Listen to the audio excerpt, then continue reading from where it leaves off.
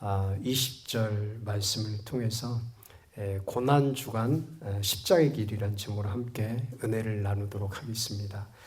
새벽 기도의 시간에도 고난주간을 말씀을 계속해서 우리가 들었습니다. 그 말씀을 예수님의 행적에 따라서 우리가 말씀을 들었는데요. 오늘 수요 예배에 나오신 분들 중에 이 새벽 기도에서 예수님의 행적과 관련된 말씀을 듣지 못한 분들도 있기 때문에 고난주간의 예수님의 행적에 대해 살펴보고 함께 은혜를 나누도록 하겠습니다. 그래서 이번 주가 고난주간인데, 고난주간은 예수님께서 십자가를 향해서 걸어갔던 길이죠. 주일부터, 즉 종료주일부터 시작해서 예수님께서 예루살렘에 입성하시고, 그래서 주일날 본문에서도 기록되어 있지만 예수님께서 이 종료주일에 예루살렘에 입성하셨습니다. 월요일은 성전 정화 사건이 있었고요. 또 화요일에는 유대인들과 각종 문답, 논쟁이 있었어요. 그리고 종말론에 대해서도 말씀하셨고요. 그리고 수요일에는 예수님이 침묵하셨습니다. 특별한 기록은 없습니다. 그리고 목요일은 최후의 만찬과 겟세마네 기도와 금요일은 십자가에서 죽으신 사건이 기록이 되어 있습니다. 그리고 토요일은 무덤에 계셨고, 주일은 부활하신 말씀을 얘기하고 있죠. 그래서 오늘은 예수님께서 십자가의 길을 걸어가시면서 주일, 월요일, 화요일까지의 예수님의 행적을 살펴보고자 합니다. 첫째는 주일날 예수님의 행적은 예루살렘에 입성하셨습니다. 예수님은 나귀 새끼를 타고 유대인들의 환영을 받으면서 예루살렘에 입성하셨어요. 예수님께서 예루살렘에 입성하신 이유가 무엇입니까? 크게 두 가지죠. 하나는 만왕의 왕으로서 예루살렘에 입성하셨습니다. 주님은 만왕의 왕이십니다. 그 왕이신 주님이 나와 함께 하십니다. 또 하나가 이스라엘 백성들을 구원하기 위해서 입성하셨어요. 아담의 범죄로 인해서 인류는 죄로 신음했고, 그 죄를 따라서 살게 되면 사망 가운데, 저주 가운데 멸망을 당할 수밖에 없는 그런 현실이었죠. 그런 멸망에 놓인 자들을 주님께서는 불쌍히 여기주셨어요. 그래서 이 땅에 오셨죠. 그래서 예루살렘으로 향한 그 십자가의 길을 걸어갔던 사건은 인류를 향한 구원을 우리 주님께서 베풀어 주신 것이에요. 그래서 9절에서도 기록하고 있죠. 앞에서 가고 뒤에서 따르는 무리가 소리질러 이르되 호산나 다윗의 자손이여 찬송하리로다. 주의 이름으로 오시는 이여 가장 높은 곳에서 호산나 하더라. 자, 호산나는 무슨 뜻이라고 그랬죠? 구원하소서, 우리를 구원하소서, 이런 의미가 있는 것이죠. 예수님이 구원자이심을 말씀합니다. 예수님도 이름 자체가 구원이라고 하는, 자기 백성을 저희 죄에서 구원할 자다, 이런 말씀의 이름의 뜻이 있잖아요. 예수님의 십자가 길은 죄인을 위해서, 구원을 위해서 걸어가셨던 길이었어요. 예수님은 이스라엘 백성들뿐만 아니라 인류를 구원하기 위해서 그 십자가를 향해서 나아갔던 것입니다. 오늘 저와 여러분들을 구원하기 위해서 예수님께서 십자가의 길을 걸어가셨던 걸 여러분 믿으시기 바랍니다. 나는 아무 공로 없이 우리 주님으로 인해서 구원을 받았지만, 주님은요 십자가의 그 핏값을 지불하셨어요. 그 십자가의 핏값을 지불하시고 그 핏값을 통해서 오늘 저와 여러분들을 구원하신 줄 믿습니다. 나는 아무것도 한 것이 없어요. 은혜로 구원을 받은 것이에요. 그러나 주님은 십자가에서 그 고난의 고난을 감수하셨다고 하는 것입니다. 그리고 둘째 날입니다. 둘째 날은 성전 정화 사건과 이 무화과 나무의 저주 사건이 기록이 되어 있죠. 성전 정화 사건은 12절부터 기록되어 있고, 무화과 나무 저주는 18절에서부터 기록이 되어 있어요. 그 당시 예루살렘 성전은 장사꾼들이 성전을 지배를 했어요. 그러니까 이 장사꾼들은 이 대제사장, 그때 대제사장하고 결탁을 해서 성전에서 매매를 했죠. 기름을 팔고 또 나무와 재물을 팔면서 폭리를 취하고 이득을 취했던 것입니다. 그래서 또 노마 헬라돈을 바꿔주는 또 환전을 통해서 많은 그런 이득을 취했던 것이죠. 그런데 이런 일들을 하면서 이들 장사꾼들은 돈 버는 일에만 관심이 있었어요. 돈을 벌고 그 장사하는 일에만 정신이 없었습니다. 그래서 예수님께서 그들의 상을 엎어지고 쫓아내셨어요. 그러면서 하셨던 말씀은 내 집은 만민이 기도하는 집이다. 이렇게 선포하셨어요. 우리가 하나님의 성전을 바르게 사용해야 됨을 말씀합니다. 성전은 기도하는 곳이에요. 성전은 하나님을 예배하는 곳입니다. 성전은 성도들이 서로 주님 안에서 아름답게 교제하는 장소가 성전이고 성전에서 치료와 회복이 있는 장소예요. 그런데 이런 하나님이 임재하시고 또 축복하시는 이 성전에 매매상들이 와서 파헤치고 있었다고 하는 것이에요. 여러분 우리 이 마음에도 성령께서 와 계신 줄 믿습니다. 고린도서 3장 16절에 우리 몸이 성령께서 거하시는 성전이라고 말씀합니다. 성전을 더럽히면 멸하신다고 말씀합니다. 그래서 우리는 그 주님의 인도함을 받아서 거룩한 그 믿음을 따라서 죄 짓지 않고 사는 그런 애씀이 필요한 것입니다. 그리고 월요일 날 있었던 또 하나의 사건이 무화과나무 저주 사건이죠. 이 무화과나무 저주 사건은 18절부터 소개가 되고 있어요. 예수님께서 아침에 성으로 들어가실 때 시장하셨어요. 그래서 길가에서 한 무화과나무를 보시고 가셨는데 잎사귀밖에 찾지 못하셨어요. 그럴 때 예수님은 무화과나무를 저주해요. 19절 후반절에 보면 이제부터 영원토록 내가 열매를 맺지 못하리라 하시니 무화과나무가 곧 마른지라. 이 무화과나무 저주 사건은 우리에게 귀중한 교훈을 주고 있습니다. 무화과는 이스라엘 민족을 상징한다고 그랬죠. 그런데 이 무화과나무가 잎사귀는 무성했으나 열매가 없었다고 하는 것은 당시 이스라엘의 신앙의 종교 생활과 또 같은 그런 해석이 되는데요.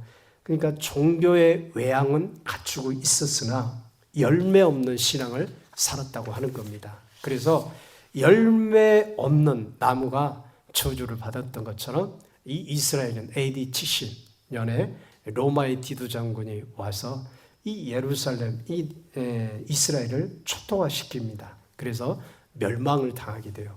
이것은 다시 말하면 형식과 의식, 외식에만 치우치고 열매를 맺지 못하면 심판받는다고 하는 것을 말씀합니다. 우리 믿는 성도들도 마찬가지죠. 믿는다고 하면서 정작 주님이 기뻐하는 열매가 없으면 열매를 맺지 못하면 안 되는 것입니다. 신앙의 좋은 열매, 성령의 기뻐하시는 열매를 맺어야 돼요. 하나님이 원하시는 것이 뭐겠어요? 열매라고 하는 거예요. 열매를 찾는 거예요.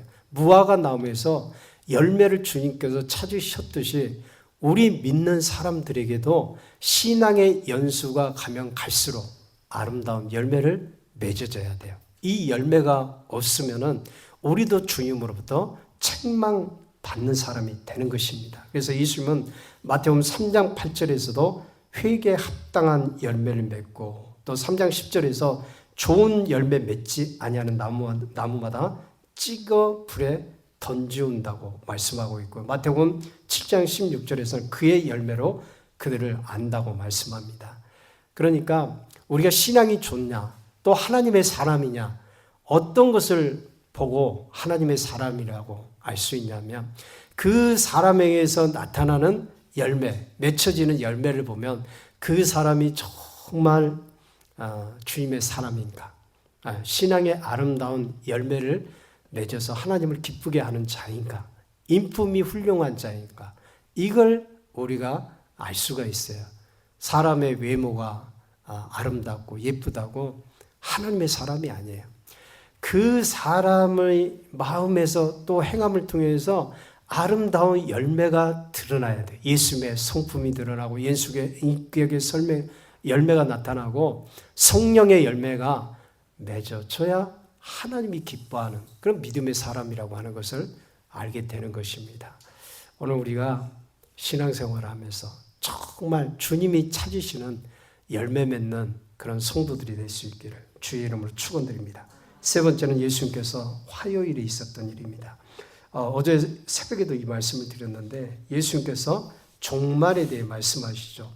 이 감람산에서 말씀하셨는데요. 제자들이 조용히 와서 예수님께 묻죠. 어느 때에 이런 일이 있겠사며 또 주의 임하심과 세상 끝에는 무슨 징조가 있으리까? 제자들의 질문에 예수님은 마지막 때 그 일어날 일들에 대해서 그 징조에 대해서 말씀하죠. 그래서 4절부터 보면 사람의 미혹을 받지 말라 그러면서 거짓 선지자가 일어날 것임을 말씀하고 있고요. 이 적그리스도 또 마지막에는 등장해요.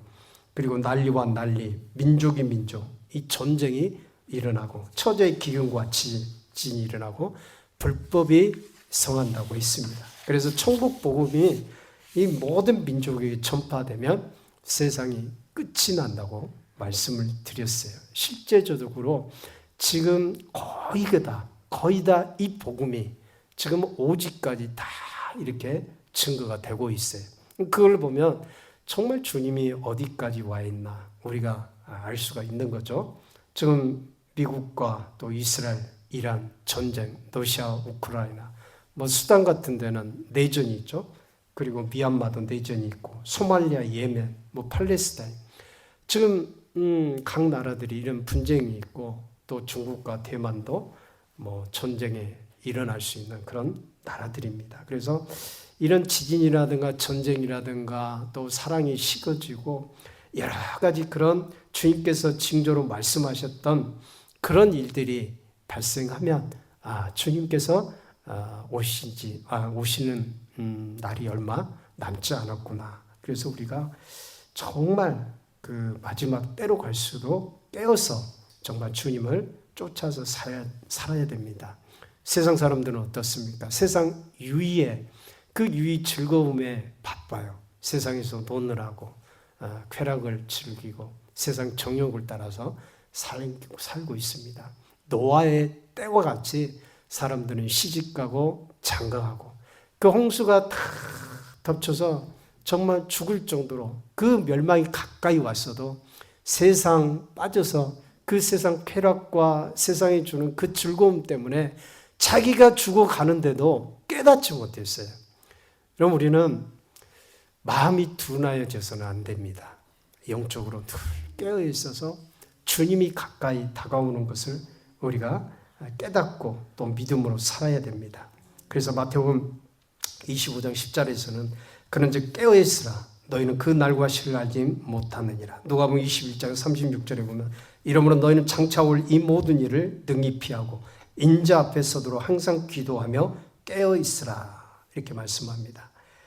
이 모든 환난들을 피하고 주님 앞에 서려면은 반드시 우리가 기도하고 깨어 있는 삶을 살아가야 됩니다. 여러분 우리가 이 마지막 때를 살아가면서 기억해야 될 분명한 사실은 깨어있는 삶이죠. 주님께서 깨어있으라고 말씀하죠. 근데 이 깨어있다고 하는 것은요, 그 깨어있는 삶은 다름 아닌 우리가 일상의 매일의 삶이 주님과 친밀한 교제 가운데 나아가야 돼요. 친밀한 교제 가운데 동행해야 되는 거예요. 여러분 에녹처럼 늘 주님과 함께 걷는 삶이 되어야 돼요. 여러분 에녹은 300년 동안 하나님과 동행했어요. 동행하다가 하나님이 죽음을 보지 않게 하고 그대로 하늘나라로 올렸습니다. 여러분 우리가 주님과 에녹처럼 동행을 하면은 우리가 천국 가는데 주님 오셨을 때도 결코 부끄러움이 없이 주님 앞에 담대히 설 수가 있는 것입니다. 그래서 우리가 매일 영적 생활에 기도하고 말씀을 가까이 하며 예배드리고 주님의 뜻이 내 삶을 통해서 아름답게 열매를 맺어줘야 돼요. 말씀이 실제적인 실제가 돼야 됩니다. 하루하루 주님 보시기에 아름답고 삶으로 깨어있는 삶을 나 자신을 통해서 드러나야 됩니다. 그런 사람은 주님이 오실 때 주님이 기뻐하시는 거예요. 주님 앞에 담대할 수 있는 것이고요. 신부단장이 따로 없는 사람이에요. 주님과 동행하는 삶, 주님과 함께 그 믿음 안에서 교제하고 그 친밀한 가운데 나아가는 삶이 바로 우리가 예수 그리스도 신부로 준비된 삶이에요. 여러분, 기도 몇 마디 더 한다고 깨어있는 게 아니에요. 주님이 기뻐하는 삶을 통해서 살아내는 사람이 정말 깨어있는 사람이고 주님이 원하시는 삶을 살아가는 사람이에요. 내 영혼이 주님 앞에 준비되지 않는들 삶의 아름다운 열매도 없고 주님과 교제도 없고 그러면서 마지막 때를 늘 그 의식만 가지고 살아간다고 할 때 그게 정말 깨어있는 삶일까요? 아니에요. 우리는 주님의 참된 제자로서 주님을 정말 따라가고 닮아가고 주님처럼 살아갈 때 그 사람이 정말 주님의 제자고 또 주님이 원하시는 깨어있는 삶을 사는 사람입니다.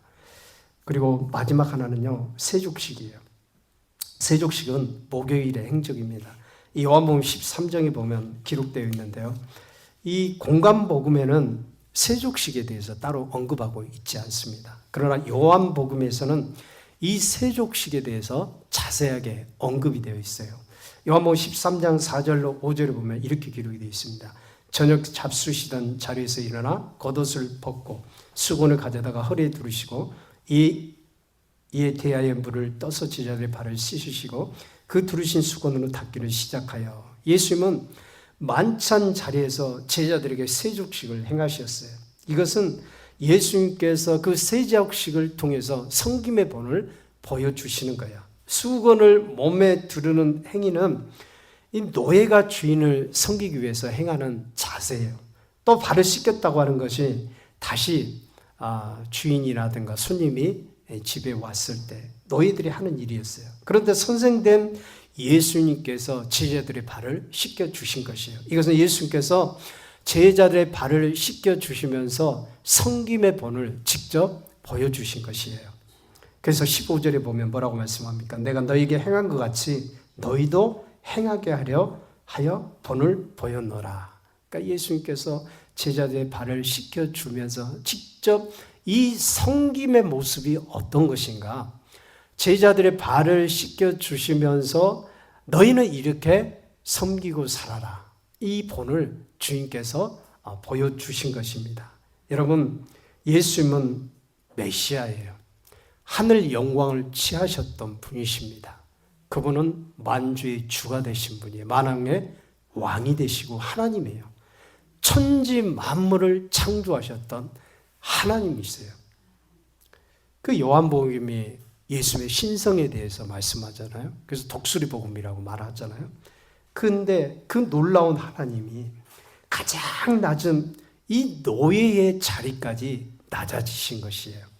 그리고 제자들의 발을 씻겨주심으로써 섬김이 무엇인가를 먼저 보여주신 것이에요. 제자들은 만찬 자리에서 내가 높으니 네가 높으니 이게 자리 다툼을 하고 있었어요. 그러나 주님은 낮아지셔서 섬김의 본을 보여주셨어요.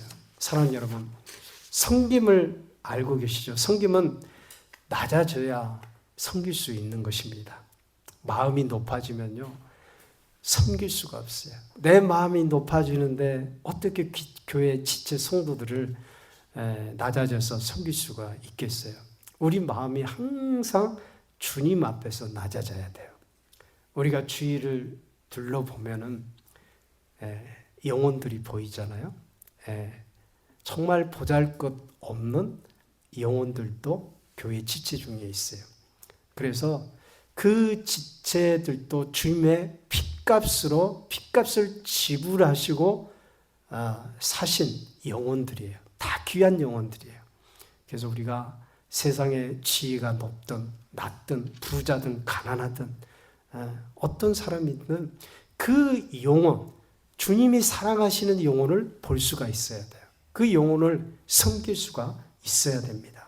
마가복음 10장 45절에 보면 인자가 온 것은 섬김을 받으려 함이 아니라 도리어 섬기려 하고 자기 목숨을 많은 사람의 대속물로 주려 함이니라.